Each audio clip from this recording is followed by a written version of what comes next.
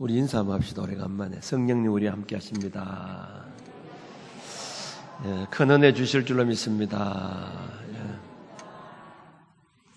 예. 옆에서 가까이 있지 못하게 하니까 인사도 제대로 하지 못하고 그렇네요. 하나님 말씀은 다 중요한 말씀입니다만은 지금 요즘 이 코로나 전국에서 오늘 우리 중요한 이 말씀이기 때문에 처음부터 우리 꼭 여러분 귀담아 하나님 말씀을 들을 수 있기를 바랍니다. 이 코로나 바이러스를 통해서 이 세상이 참 많이 달라졌습니다. 세상만 달라진 것이 아니고 이 교회가 많이 달라졌습니다. 교회가 달라진 것은 이제까지 없었던 이 비대면 예배라고 하는 예배가 생겼기 때문입니다. 비대면 예배라는 말은 성경적 근거를 찾아보려고 해도 근거를 찾아볼 수가 없고 또 기독교 역사에도 없었던 것이 나타나게 된 것입니다. 비대면 예배라고 하는 말은 말 그대로 얼굴을 대하지 않고 드리는 예배라는 말인데 요즘 우리가 말하는 이 비대면 예배란 쉽게 말해서 교회 가지 않고 집에서 온라인으로 드리는 예배라는 말입니다. 원래 예배라고 하는 것은 하나님을 대상으로 해서 드리는 예배이지 사람을 대상으로 하는 예배가 아니기 때문에 비대면 예배라는 말은 원래 맞는 말이라고 할 수가 있습니다. 비대면 예배란 사람을 만나지 않고 혼자서 하나님께 드리는 예배, 그것이 바로 이 비대면 예배라 할 수 있지. 가정에서 가족끼리 드리는 예배도 깊이 따지고 보면 비대면 예배라고 할 수가 없습니다.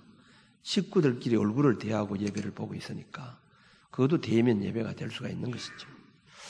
지금 이 코로나로 인해서 정부의 방침이 비대면 예배를 드리라고 하는 말은 한마디로 교회 가지 말고 집에서 예배를 드리라는 말입니다.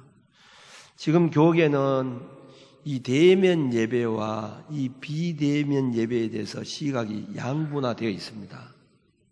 한편에서는 그렇지 않아도 이 사회에서 교회를 보는 시각이 부정적으로 보고 있는데 지금 이 시국에서 교회가 정부의 방침에 따라야 하고 이것마저도 어기게 된다면 앞으로 교회가 사회에 본이 되지 못하기 때문에 선교하기가 어려워질 것이라고 이렇게 보는 사람들이 있는가 하면 비대면 예배를 아주 못마땅하게 여기면서 감히 하나님 나라인 교회를 세상의 정부인 공권력이 방해하고 막아선다고 비판을 하고 심지어는 비대면 예배를 발표한 정세균 총리를 향해서 원색적인 비난과 저주를 퍼붓는 그런 자들도 있습니다. 심지어 교회에서 하나님께 드리는 예배를 정부에서 드리지 말라고 하는 것은 있을 수 없는 일이고 영상으로 드리는 예배는 예배가 아니라고 하는 그런 분들도 있습니다. 합동총회신학교 총장으로 지냈던 그리고 또 대구신학교 총장으로 지냈던 정성구 박사께서 비대면 예배에 대해서 글을 올린 것이 있습니다. 글을 쓴 적이 있는데 비대면 예배, 그것은 진정한 예배라 할 수 없다. 온라인 예배는 처음부터 예배가 아니고 그냥 예배 장면을 눈으로 보는 것이다. 예배는 보는 것도 아니요 구경하는 것도 아니다. 예배란 하나님께 몸과 마음과 뜻을 다해 자신의 전부를 드리는 것이다. 예배는 온전한 헌신으로 영과 진리로 드리는 것이 옳다. 그럼에도 한국교회는 당국에서 비대면 예배를 강요했을 때 아무 말도 못하고 고운 새색시처럼 순종만 하고 있다. 순종이 제사보다 낫다는 성경의 말씀을 오해했는지 불법에 순종하는 것이 예배보다 나은 것인지 지금 한국교회는 스스로 함정에 빠진 꼴이 되었다. 그렇게도 말 잘하는 목사들이 어째서 꿀먹은 벙어리가 되었는가? 신학을 잘못 배웠거나 양심불량이 아닐까? 이런 말을 정성구 신학대학 총장이던 정성구 박사께서 그렇게 말을 했습니다. 그동안 한국교회가 어떻게 했습니까? 우리 통합측이나 합동측 모든 교단들이 또 연합기관들, 한국기독교총회나 한국교회총연합회에서나 모두 비대면 예배를 주장해 왔던 것입니다. 그러다 보니 정부에서는 거리 두기를 해서 예배를 드리도록 이렇게 했는데 갈수록 이 강도가 더 세져서 식사를 금지하도록 했고 방역과 마스크를 쓰고 예배 드리도록 하고 하다가 그 다음에는 20%를 드리라.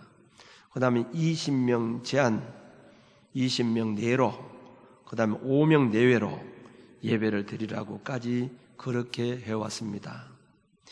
이에 대해서 얼마 전에 이 국민일보의 기사를 보니까 한국교회 청년들을 대상으로 해서 이 대면 예배에 대한 설문조사를 했는데 대부분의 한국 청년들이 한국교회가 정부의 방침에 따라야 하는데 불순종하고 있는 것은 잘못된 것이다. 지금 이 시국에서 어떻게 대면 예배를 고집할 수 있느냐? 잘못된 것이라고 이렇게 결론을 내렸습니다. 우리 교회는 그동안 약 한 50% 정도 대면 예배를 우리가 분산해서 드리기는 했습니다. 어느 교인에게 전화를 해서 교회 오라고 했더니만 이웃에 있는 교회들은 다 예배를 안 드리는데 왜 도동중앙교회는 예배를 드리느냐고 그렇게 항의를 하는 분도 있었습니다. 무엇이 옳은가, 어떻게 처신해야 바른가 우리가 알고 처신해야 합니다. 그렇다고 해서 대면 예배는 예배고 비대면 예배는 예배가 아니라고 단정해서도 안 됩니다. 지금 이 상황에서 당연히 국가의 방침에 의해서 비대면 예배를 드리는 것이 안 믿는 세상 사람들 보기에 교회가 본이 되는 행동이지 대면 예배를 통해서 교회 선교의 문을 가로막고 있다고 비판해서도 안 됩니다. 대면 예배를 드리든지 비대면 예배를 드리든지 비판할 것이 아니라 예배의 본질에 대해서 바로 알고 예배를 드려야 된다 하는 말입니다. 원래 예배라고 하는 것은 이 구약 성경의 의미를 보면 제사를 드리는 것을 말합니다. 제사는 성전에서 드리는 것이 성전에서부터 제사를 드렸는데 성전은 처음부터 있었던 것이 아닙니다. 성전은 다윗 시대, 다시 말하면 솔로몬이 성전을 짓고부터 성전이 시작된 것이죠. 그러므로 성전이 세워지기 전에는 성막에서 제사를 드렸습니다. 그런데 이 성막도 이스라엘 백성들이 출애굽한 후에 광야에서 제사를 드릴 때 성막이 세워진 것이지 그전에는 성막도 없었다고 하는 것입니다. 창세기에서는 이 족장시대인데 이 족장시대 때 보면 아담과 하와의 아들 가운데 가인과 아벨이 있었습니다. 그들이 어떻게 제사를 드렸습니까? 가인은 농사를 지어서 한배 제사를 드리고 아벨은 양을 잡아서 제사를 드렸습니다. 그때 성막이 있었던 것도 아닙니다. 그냥 개인적으로 하나님께 제사를 드렸습니다. 개인적 요즘 같은 예배를 드렸다 하는 말입니다.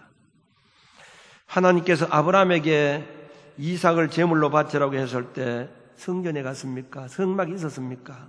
그때는 성전도 성막도 없었습니다. 그냥 모리아산에 가서 돌을 가지고 제단을 쌓고 제물을 드리면 하나님이 받으시는 겁니다. 노아 때 홍수를 내리시고 홍수가 끝나자 맨 처음 노아가 한 일은 뭡니까? 번제를 드린 겁니다. 창세기 8장 20절에 보면 노아가 여호와께 제단을 쌓고 모든 정결한 짐승과 모든 정결한 새 중에서 제물을 취하여 번제를 제단에 드렸더니 21절에 여호와께서 그 향기를 받으시고 라고 했습니다.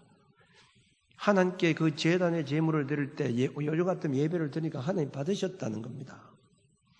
창세기 보면 이삭이나 야곱이 제단을 쌓았다고 하는 부분들이 자주 나오고 있습니다. 창세기 8장 26장 25절에 보면 이삭이 그곳에 제단을 쌓았다고 이렇게 했고 35장 1절에 보면 하나님이 야곱에게 베델로 올라가서 제단을 쌓으라, 제단 쌓으라 야곱에게 하나님께서 제단 쌓으라고 이렇게 명령하기도 했습니다. 여러분, 이것이 요즘 말하는 대면 예배입니까? 비대면 예배입니까? 그냥 개인적으로 제단 쌓고 하나님께 드렸기 때문에 지금의 상황으로 본다고 하면 비대면 예배가 맞는 말이다 하는 말입니다. 이렇게 족장 시대를 거친 후에 출애굽 때 하나님께서 모세를 통해서 애굽에 있는 이스라엘 백성들을 출애굽시키도록 명령을 내렸습니다. 출애굽하면서 하나님께서 시내산에서 모세를 부르시고 성막을 세울 것을 명령을 하셨습니다. 출애굽기 26장 1절에 보면 너는 성막을 만들되 가늘게 꼰 배실과 청색, 자색, 홍색 실로 그룹을 정교하게 수놓은 10폭의 휘장을 만들지니 모세는 하나님의 명령대로 성막을 만들고 그 성막을 중심으로 해서 이스라엘 백성들이 이동을 했고 제사장들로 하여금 40년 광야를 지나는 동안에 성막에서 제사를 드렸습니다. 그 후에 그들이 가나안 땅에 정착하게 되었고 사사시대가 시작되는데 이 사사시대는 제사를 드렸다, 성막에서 드렸다 이게 없습니다. 기록이 없습니다. 사사시대가 지난 후에 엘리 제사장 때 보면 하나님께 제사를 드린 기록이 나와 있습니다.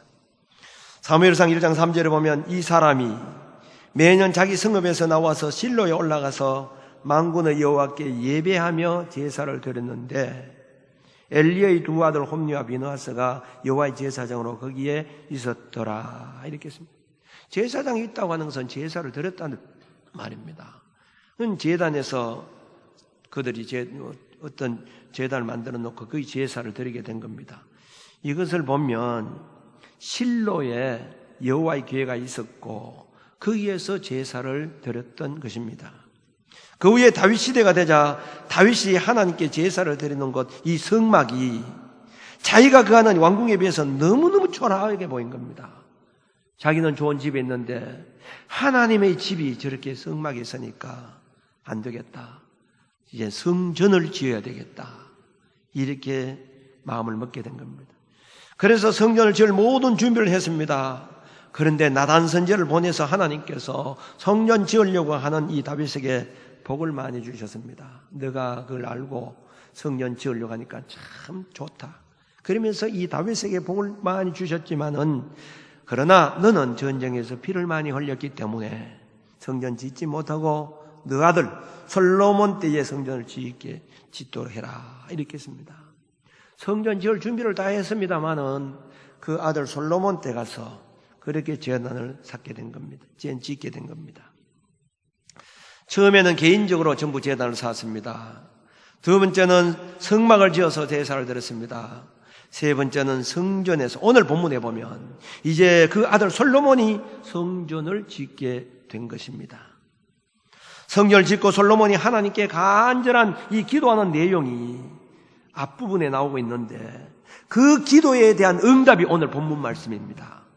오늘 본문 역대하서 7장 11절에 보면 솔로몬이 여호와의 전과 왕궁 건축을 마치고 솔로몬의 심중에 여호와의 전과 자기 궁굴에 그가 이루고자 한 것을 다 형통하게 이루니라. 12절에 보면 밤에 여호와께서 솔로몬에게 나타나사 그에게 이르시되 내가 이미 내 기도를 들었고 이곳을 택하여 내게 제사하는 성전을 삼았으니 이 성전을 제사하는 즉 예배드리는 성전을 삼았으니 이렇게 했습니다. 그리고 13절 말씀 보면 혹 내가 하늘을 닫고 비를 내리지 아니하거나 혹 메뚜기들에게 토산을 먹게 하거나 혹 전염병이 내 백성 가운데 유행하게 할 때에 내 이름으로 일컫는 내 백성이 그들이 악한 길에서 떠나 스스로 낮추고 기도하여 내 얼굴을 찾으면 내가 하늘에서 듣고 그들의 죄를 사하고 그들의 땅을 고칠지라. 이제 이곳에서 하는 기도에 내가 눈을 들고 귀를 기울이리니 이는 내가 이미 이 성전을 택하고 거룩하게 하여 내 이름을 여기에 영원히 있게 하였음이라. 내 눈과 내 마음이 항상 여기 있으리라. 이렇게 했습니다. 전염병이 있거든 이곳에 와서 구별하여 세운 곳 와서 기도하면 하나님 고칠 것이다. 이렇게 말씀을 하고 있습니다. 이것이 바로 예루살렘 성전입니다. 그런데 이 예루살렘 성전은 어떻게 되었습니까? 예수님 당시 유대인들이 예수님을 십자가 못 박아 죽임으로 인해서 그 죄로 인해서 결국은 70년도에 예루살렘은 완전히 망해버리고 말았죠. 로마에 의해서 예루살렘 성전은 완전히 파괴되고 유대인들은 그저 다 포로 잡혀가게 되고 로마에 의해서 그렇게 2000년 동안 나라를 잃어버리고 디아스포라로 세계 방방곡곡 흩어져서 그들이 생활하게 되었던 것입니다. 그 교회들이 어떻게 되었습니까? 예루살렘 교회 성전이 무너지고 난 다음에 그 다음부터는 사도 바울로 통해서 이방인 땅에 전도를 하게 됩니다. 가는 곳곳마다 교회를 세우게 되죠. 예루살렘 교회 하나가 아니라 이제는 가는 곳곳마다 교회를 세우게 되는데, 그들이 교회를 세우게 되는 것을 보면 처음부터 우리 교회 같은 이런 교회를 세우는 것이 아닙니다. 처음 교회를 세울 때는 다 가정에서 교회가 다 시작됩니다. 빌레몬서 1장 2절 말씀 보면 자매 아비아와 우리와 함께 병사된 아키뽀와 너 집에 있는 교회 편지하노니 이렇게 했습니다. 너 집에 있는 교회라 이렇게 했습니다. 개척교회가 어떻게 시작되었습니까? 대부분 그렇게 가정에서 시작이 된 겁니다. 가정에서 시작되었다가 그 다음 교회를 짓게 되는 것입니다. 그러므로 가정도 교회가 될 수 있는 것입니다. 그러므로 비대면 예배를 드린다고 하는 가정에서 영상으로 예배를 드린다고 해서 잘못된 것이 있느냐? 없다 이 말입니다. 가정도 하나의 교회가 될 수 있기 때문이라는 겁니다. 그러나 그것만으로 결론을 지으면 안 됩니다. 왜 하나님께서 가정에서 제단을 쌓으면 되는데 왜 성막을 지으라고 했으며 성전을 지으라고 한 다윗에게 복을 주신 이유가 무엇이냐 하는 겁니다. 그리고 성전을 지은 솔로몬에게 이곳에서 하는 기도에 눈을 들고 귀를 기울여 했다고 하는 이유가 무엇일까요? 구별된 장소입니다. 여러분, 이 세상에는 모든 집을 지을 때에 고유 목적을 위해서 집을 짓습니다. 장례식장은 죽은 사람들을 장례식하기 위해서 집을 짓습니다. 결혼식장은 결혼을 하기 위해서 집을 짓습니다. 백화점은 장사하기 위해서 집을 짓습니다. 우리 성전은 하나님께 예배드리기 위해서 고유 목적을 위해서 세웠다고 하는 겁니다. 먹고 살기 위해서가 아닙니다. 예배드리는 장소로 세웠다는 거죠. 이 성전을 택하고 거룩하게 해서 내 이름을 여기에 영원히 있게 하였음이라. 내 눈과 내 마음이 항상 여기에 있으리라. 이렇게 했습니다. 그러므로 교회가 자가 건물이든지 아니면 임대 건물이든지 상관없이 성전이라고 하면 그것을 예배드리는 고유 목적을 위해서 있다는 겁니다. 그러므로 그 장소에 대한 하나님의 관심이 다르다 이 말입니다. 하나님의 관심이라고 하면 우리의 입장으로 그곳에 임하는 영적 흐름이 다르다는 겁니다. 장소에 따라서 영적 흐름이 다르게 나타난다는 겁니다.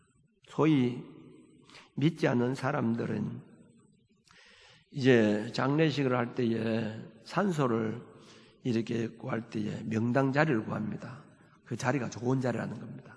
터가 세다 하는 말도 있는데 이 터가 세다는 말은 그곳에 장소에 임하는 무슨 영적 흐름이 있다는 거예요. 악한 영이 강하게 역사하는 장소도 있고 성령이 강하게 역사하는 장소가 있다 이 말입니다. 장소에 따라서 들린다는 거죠.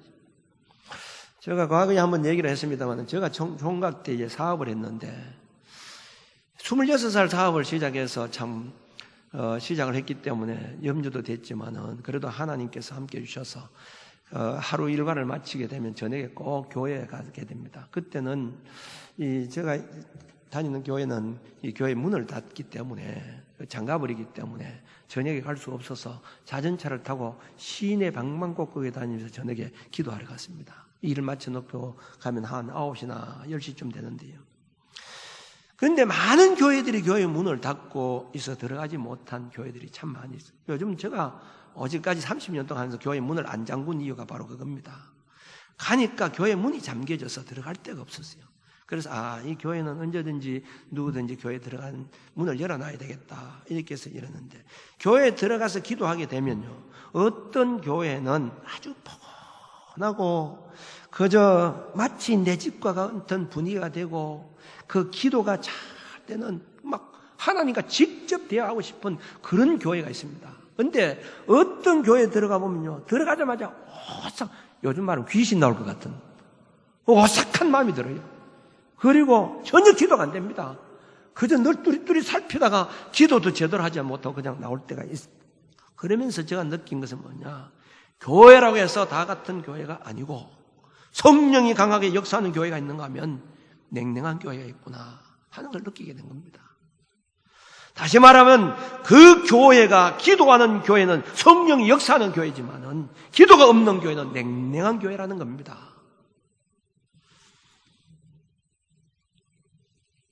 이런 걸 여러분 느낄 수 있는지 모르겠습니다만은 제가 어떤 데는 교회를 좀처럼 잘 비우지 않습니다.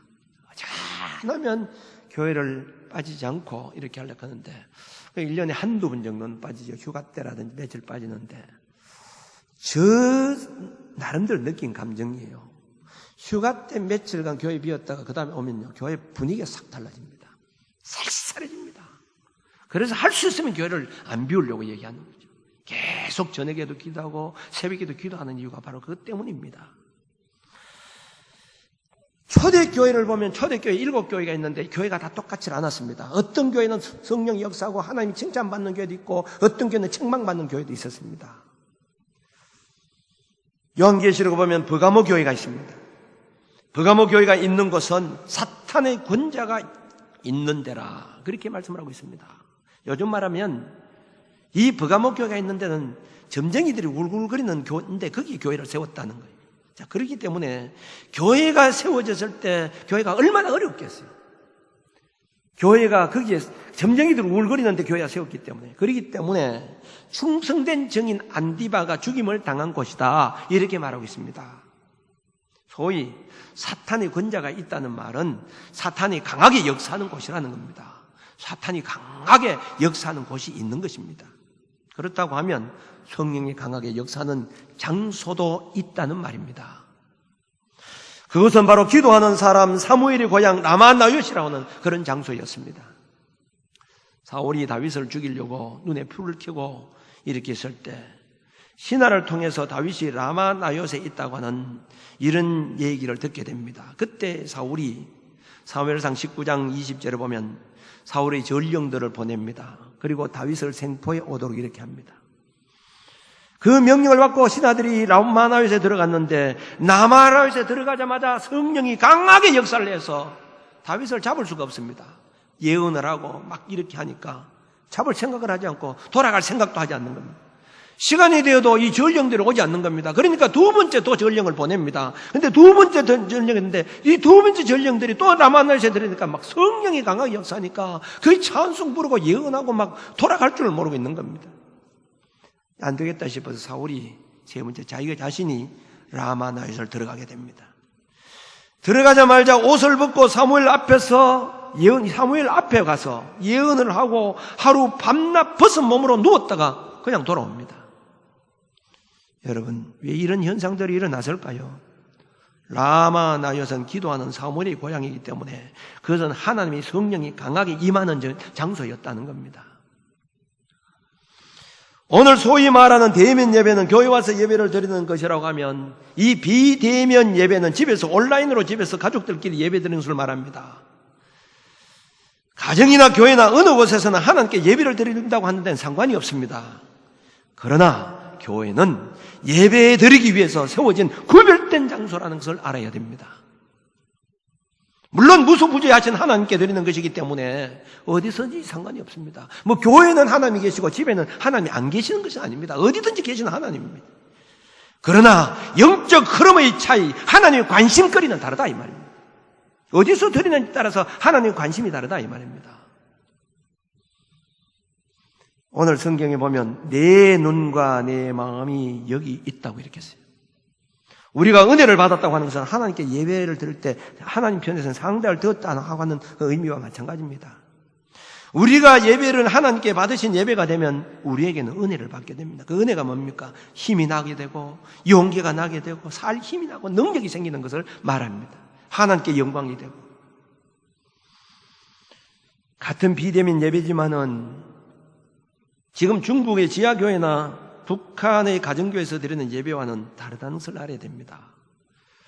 북한에서는 예배를 드리다가 들키면 죽을 각오를 해야 됩니다. 죽을 각오하고 그들이 비대면 예배를 드리는 겁니다. 지금 우리가 드리는 이 비대면 죽을 각오 아닙니다. 상황이 좀 다르다 이 말입니다. 지금 우리나라는 코로나라고 하는 이 전염 때문에 방역 지침으로 예배를 금하고 있는데, 그렇다고 하면 국가는 합리적인 방법으로 이 교회에 대한 방역 대책을 세워야 합니다. 철저한 방역을 하고 거리 유지를 하고 마스크를 하고 예배를 드릴 수 있도록 해야 된다는 거예요. 정상적인 교회 잘 안 걸립니다. 방역 지침을 제대로 안 지키고 이렇게 했기 때문에 지금 문제가 생기는 것이죠. 교회가 철두철미하게 방역하고 거리 유지하고 마스크 쓰고 이렇게 지키면 예배를 드려도 상관이 없는 겁니다. 그런데 요즘 보세요. 정부가 어떻게 합니까? 아니 50명이 모이는 교회나 100명이 모이는 교회나 1000명이 모이는 교회나 10,000명이 모이는 교회나 20명 이하로 예배를 드려요. 말이 되는 소리입니까? 5명 이하로 예배를 드립니다. 말이 되는 소리냐 이 말입니다. 이게.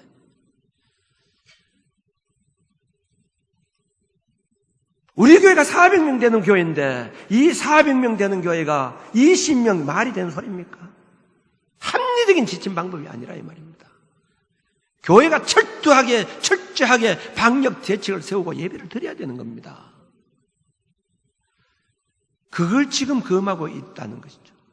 만일 20% 같으면 20% 예배를 가능하다고 하면 5번 드리면 100% 드리는 겁니다. 근데 보세요, 교회가 한 번밖에 못 드리게 하는 거예요. 20% 이것도 한 번 이 방송 종사자들하고 20명 정도 두 번, 세 번 못 드리게 하는 거예요, 원래. 그럼 우리는 지금 3번 드리고 있습니다만은 20% 가능하다고 하면 제가 5번 드릴 거예요, 5번. 근데 정부에서는 그것도 못 드리게 하고 있다 이 말. 그게 올바른 합리적인 방역 지침이야 이 말입니다. 교회는 물론 국가의 권력에 순종해야 합니다. 그러나 국가의 권력은 하나님의 법에 어긋나서는 안 된다는 겁니다. 우리는 무조건 국가의 이 지시에 순종해야 된다는 것이 중요한 것이 아니고 하나님이 받으신 예배를 드리고 있느냐, 이것이 더 관심을 가져야 된다는 겁니다. 정부 지시 중요한 문제입니다. 그러나 내가 드리는 이 예배를 하나님이 받으시는 예배냐, 이게 더 중요한 문제라 이 말입니다. 비대면 예배라고 해서 잘못된 것은 결코 아닙니다. 그러나 비대면 예배는 교회에서 드리는 예배보다 몇 배로 정성을 다해서 예배를 드려야 하나님 받으십니다. 왜 그럴까요? 예배 장소로 구별된 곳이 아니기 때문이라는 겁니다. 우리가 교회에서 예배를 드리는 것은 하나님께서 예배 장소는 구별된 곳이기 때문이지만은 우리의 가정은 식구들이 모여서 생활하는 곳이기 때문에 예배 장소로 구별된 곳이 아니기 때문에 예배를 드려도 더 정성을 다해 하나님이 받으시는 예배가 될 수 있다 이 말입니다.